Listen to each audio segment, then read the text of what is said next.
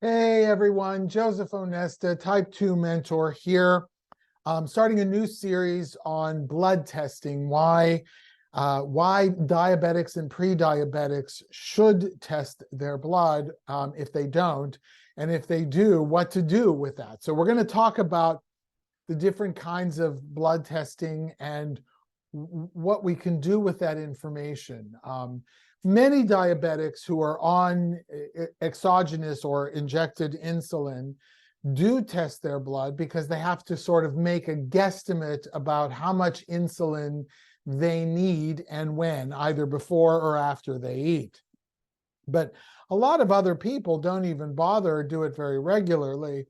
In fact, in my office, I was working with an endocrinologist who came in for a different topic, not related to diabetes.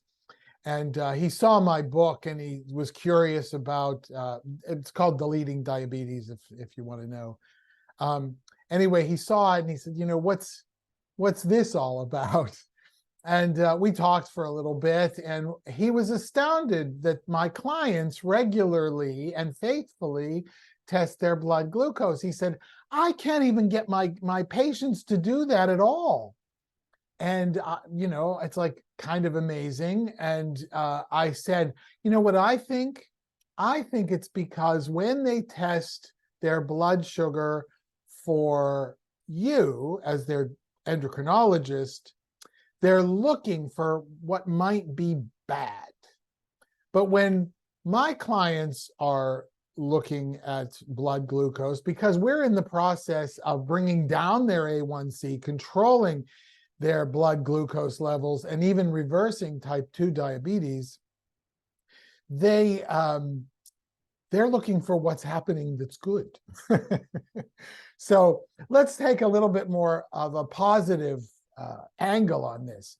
Now, the first thing I want to say about testing blood glucose is that there are some options now that didn't exist even, years ago. There are, of course, the finger strips that are still available, and that's probably the most economical way of testing your blood, except that it is also the most manual. And then you've probably seen people with these little white dots on their arms. Those are called CGMs, continuous glucose monitors.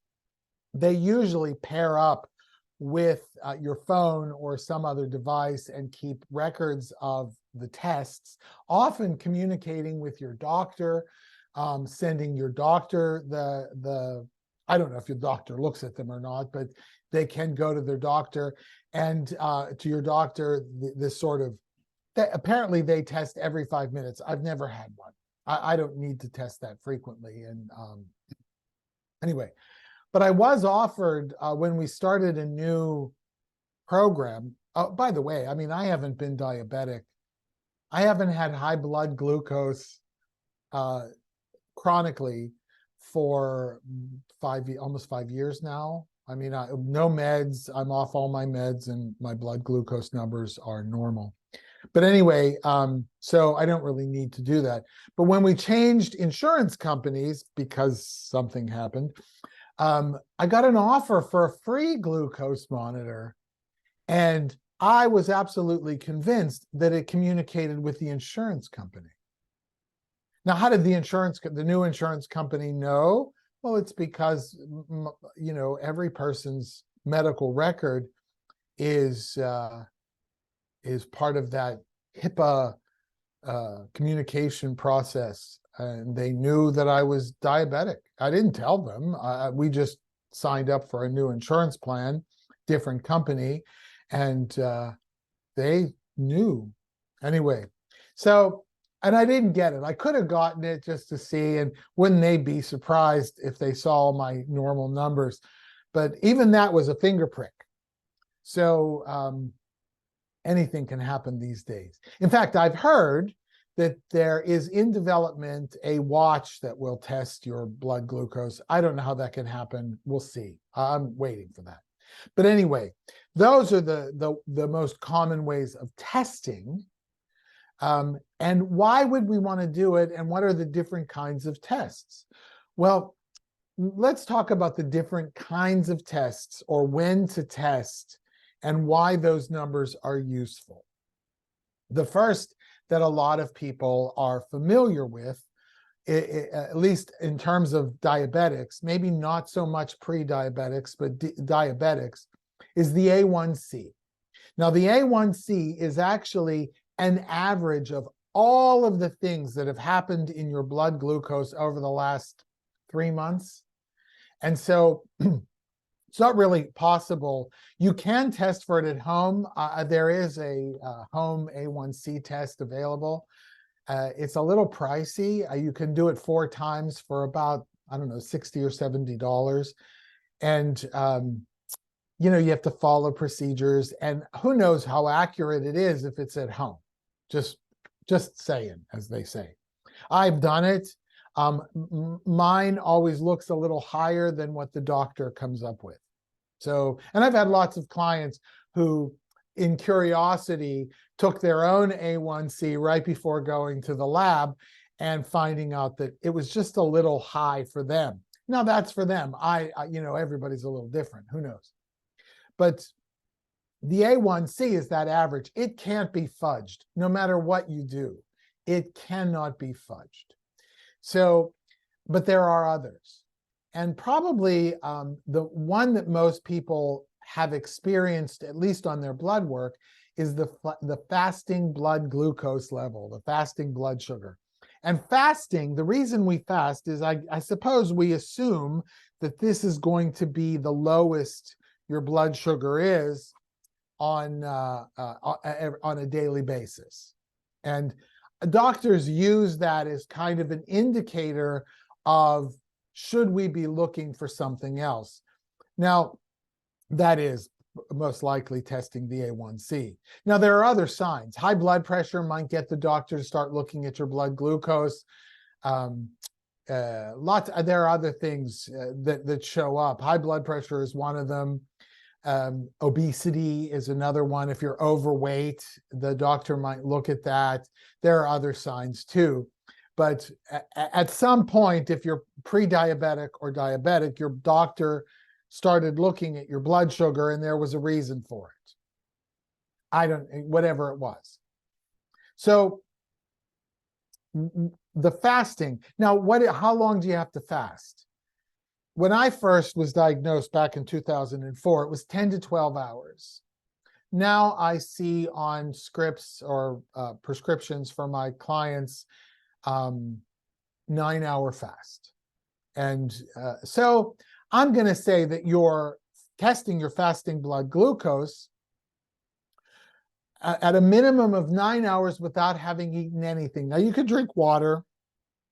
You can drink black coffee or tea without sweetener. You know, it's not like you don't want to do like diet beverages. Don't do that. But you can drink water and not juice. Juice is good for you, isn't it? Yeah, I suppose if what you need is sugar. Yes, he said it. Yes, he said it. Most fruit juice is nothing but sugar water. Anyway, so don't eat anything for 9 hours. Test your blood with your finger prick method or your CGM and track the numbers. Now, there's a reason for tracking the numbers, and I'll explain that too. So what we want to do is get an idea of what your average fasting blood glucose is. And if we can do that, and if we do it on a weekly basis, and you're actually taking measures, obviously, if you're watching this video, you're interested in the topic. But if you're actively taking measures to lower your A1C and control your blood glucose, tracking those numbers on a weekly basis, just every 7 days, taking those numbers and averaging them out and seeing what the average is over the last week is going to give you a little bit better understanding of what's happening with what you're doing. And in fact, when I'm working with private clients, that's what we do. We test Not exactly at 9 hours. I think if you're doing it on your own, 9 hours is a good thing. There are other things we do to lower blood glucose, which you may want to incorporate. But my clients, for example, test their blood glucose right before their first bite or sip of the day, as long as that bite or sip affects or could affect blood glucose. So either carbohydrate or protein. If they, if they're having, I don't know, coffee with heavy cream, not a lighter version and not something artificial, no sweeteners, no artificial sweeteners, no sugar. Those things are okay. But we right before the first bite. And the reason we say right before the first bite, and I'll talk about this in another video when we talk about fasting, is that we are extending the time that we don't eat between our last bite in the evening one day and our next bite the morning or whenever the next day. So on a weekly basis, tracking that average number. And if what you're doing is working over a weekly process over several weeks, you should start seeing those averages begin to drop. Now, they will jump up a little bit and jump back down for a completely different reason. But it's something else we'll talk about later. There's just too much, right? Can't do it all. So that fasting blood glucose is really very useful. And for my clients, we end up looking at 16 hours of not eating. Now, you will have heard that called intermittent fasting, but we're not talking about fasting now, but that's what my clients will do.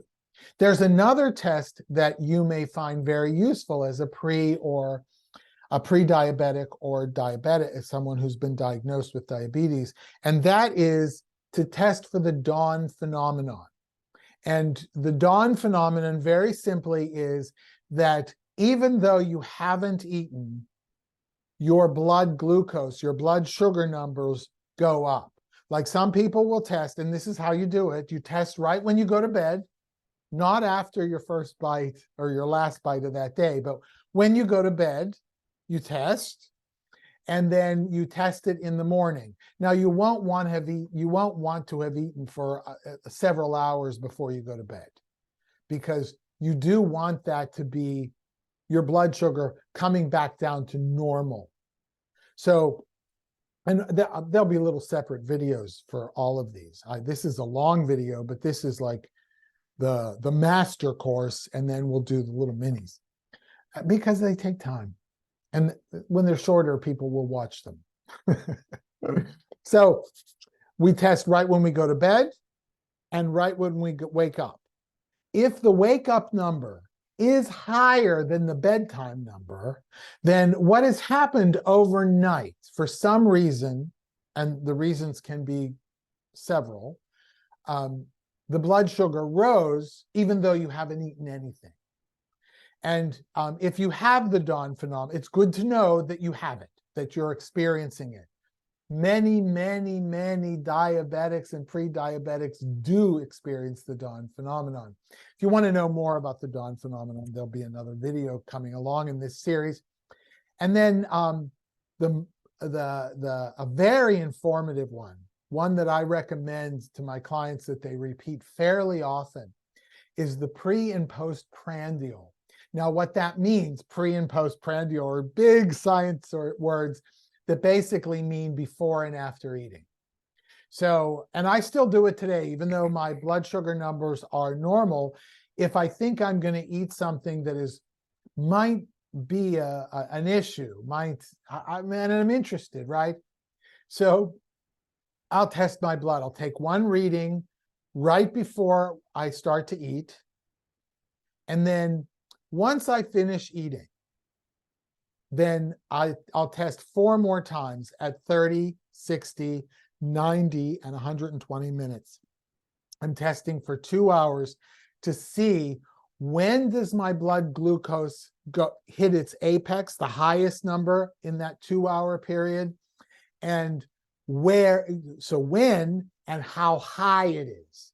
If it's more than, for example, more than 30 points, more than 30 points above the preprandial, that represents a legitimate spike, and I might want to look at what I ate. What could have caused that spike? All right.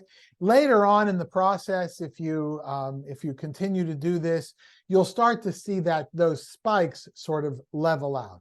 But we'll talk about that when we talk about pre and postprandial. In fact, I often do them on myself, and I will I'll put posts for those.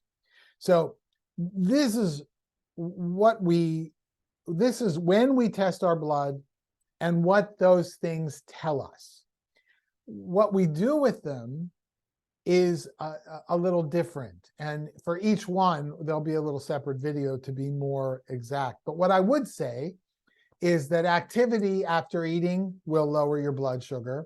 If you do experience the dawn phenomenon, activity then in the dawn, right before you eat, maybe just walking, could be vacuuming the living room or something, who knows, whatever it is. You could go to the gym if you want to, but that activity will help bring down the blood glucose. And for the pre and postprandial, we're really looking at what it was that we ate and how it affected our blood, okay? And we want to, of course, limit the variables, but we'll talk about that in another. Again, Joseph Onesta, your type 2 mentor. I hope this video has been helpful to you. If you are pre-diabetic or diabetic and you don't test your blood, I hope you'll start. You can get low-cost blood glucose meters at just about anywhere, and even Walmart has them, and they're cheap. If your doctor won't prescribe one for you, and if you're using a CGM, a continuous glucose monitor, there are certain things that you would want to keep track of, like that weekly average. You may have to do that on your own because sometimes they'll keep an average, but it's average for as long as you've been using it. So those are some of the things. By the way, I'm supposed to say like, subscribe, and share. I'm not monetized, at least not now. Maybe someday. I doubt it, because I'm not doing this for the money. I'm doing this to help you. I've reversed my own type 2 diabetes. You can too. All right, Joseph Onesta, type 2 mentor here. Thanks so much for sitting through this lengthy video, and look for the other ones as they come out.